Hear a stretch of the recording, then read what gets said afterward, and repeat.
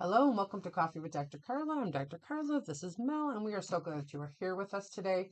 Our goal is to talk about some mental health related issues and hopefully start to end the stigma surrounding them. And this is going to be a fun one because I think there's a lot of people who go into addiction work, and they're more about like, hey, let's stop you from using whatever your substance of choice is. Yeah.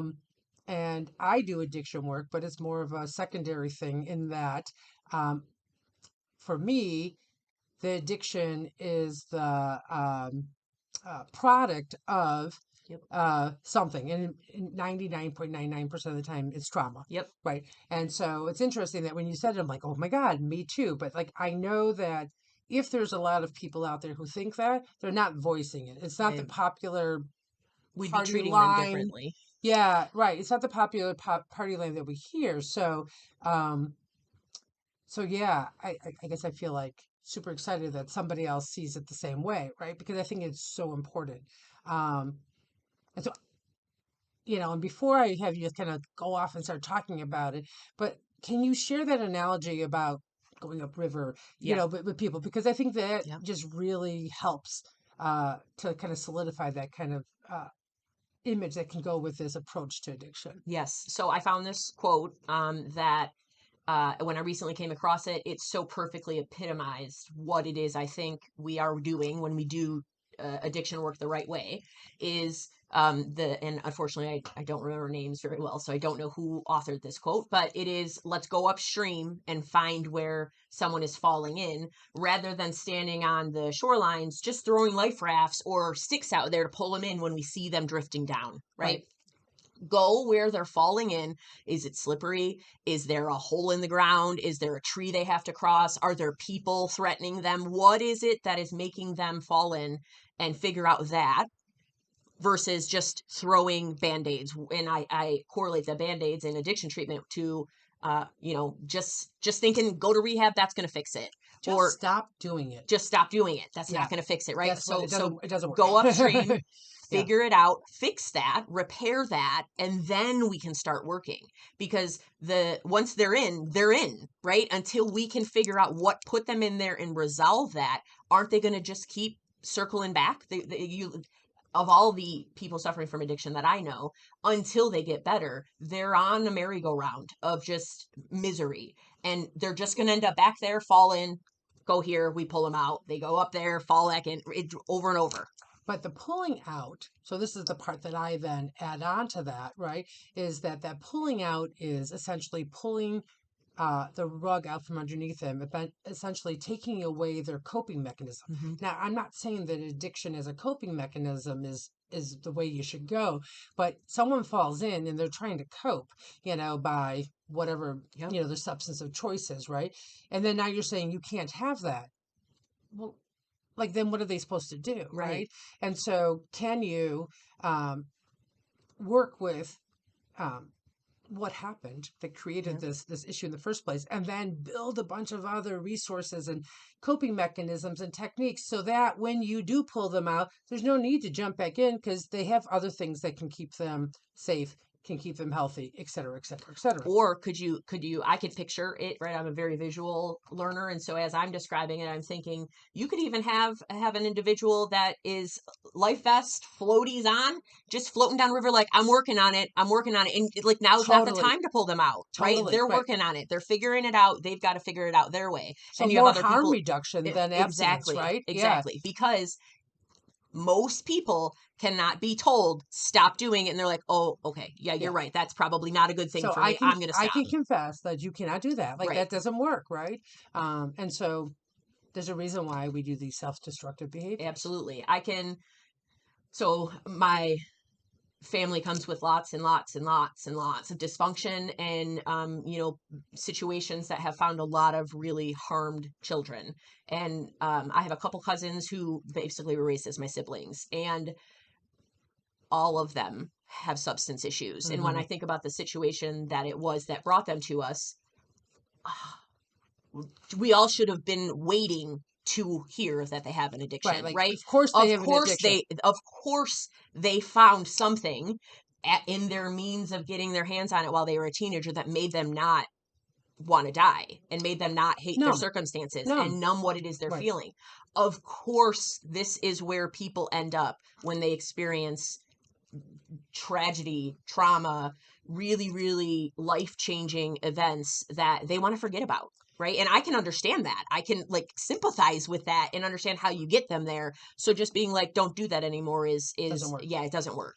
And I really want to stress that while, typically when we think about addiction, we think, marijuana, cocaine, heroin, meth, alcohol, whatever, right?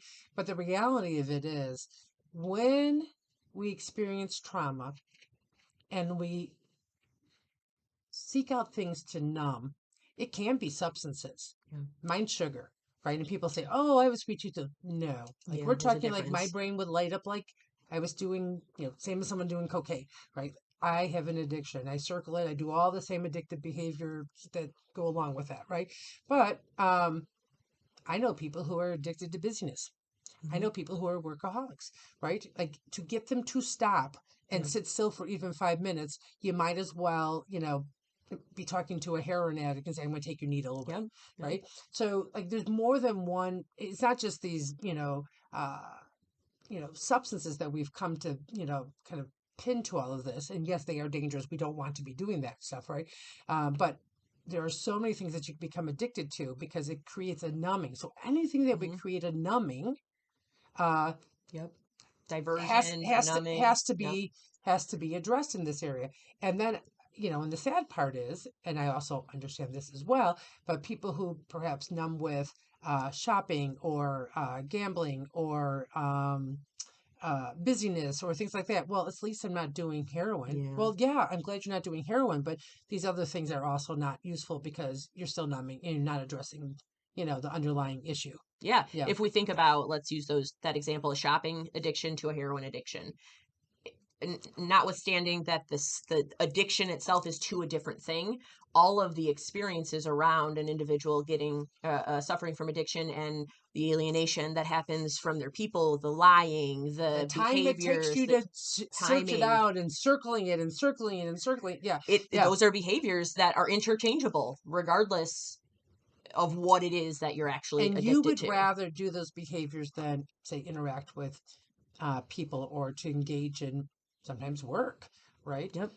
And you continue to engage in those behaviors, even though you know there's a negative effect that's going to keep perpetuating itself. And it's amazing how short-sighted we get when we get stuck in that spot. But I think a lot of that has to do with that that no one. When you're in the middle of your addiction, you don't feel like you're seen. You don't feel like you're heard. You don't think like people. You don't feel like people understand Yep. because there's probably a history of that happening, and the traumas not being addressed or being swept under the rug, or maybe you're being blamed for the traumas. Like, well, maybe Oh, you shouldn't have, yeah. whatever. So yeah, it's a scary spot to be. It is. And if I've got an individual, we'll use myself as an example, severe trauma in childhood, and say I didn't, find my way to some therapist and I had gone down a path of suffering from some, really significant addictions to substances or activities, etc.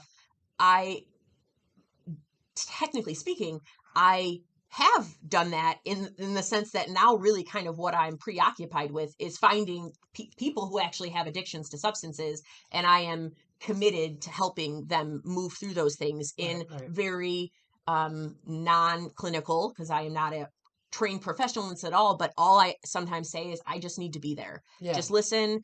When they are willing to listen to maybe some healthier solutions or alternatives when I can, or make those suggestions, really listening to what it is that they're saying they're trying to run away from, numb, escape, is the uncomfortable. It's uncomfortable. We don't, at least I didn't used to like to sit in those uncomfortable moments with people, but that is The critical moment. Yeah. We at those points can even take two paths right at that every single time. Every time we have a conversation, the person might have like, this is the chance now, right? That each time we bring it up, each time we address it, bring it to the surface, we have the opportunity for that person to maybe choose the other path this time. Yeah.